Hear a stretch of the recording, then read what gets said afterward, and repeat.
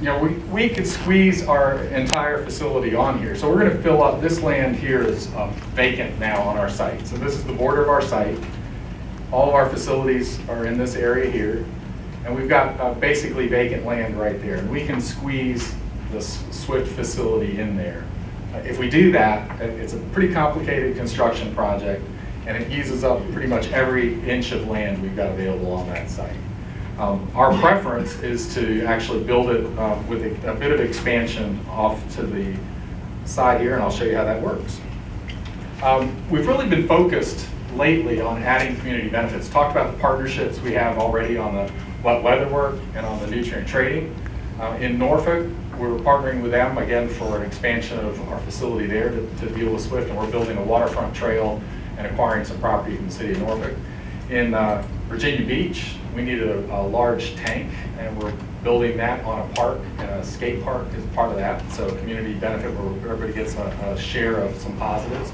And in Hampton, we needed a new pump station on Bridge Street, which is a pretty tight area, so we partnered with the yacht club to make that work. So we're into this concept of, if we're going to invest regional money, let's make sure we get some multiple benefits out of it in the communities we're investing in. So this is going to be roughly a $300 million investment we're going to make here in the city of Newport News at the James River Treatment Plant. And you can see from this that this is the area we're talking about we would be building most of our Swift facilities, but the rest of the property is pretty full of existing facilities.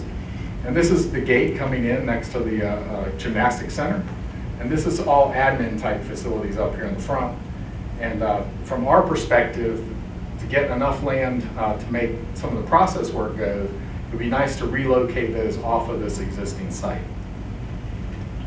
So our thought process has been, we've identified this area, about 4.5 acres right outside of our gate. So this is the road coming in.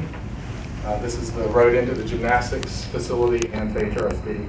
About 4 acres would be developed in that area.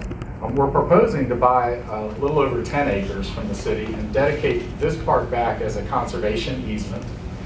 And then we've got conservation easement that surrounds the plant itself. And let me show you what would go into that little area.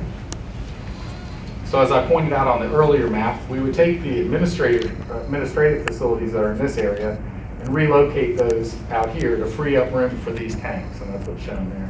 And you can see we're pretty full of Swift facilities back here in this diagram.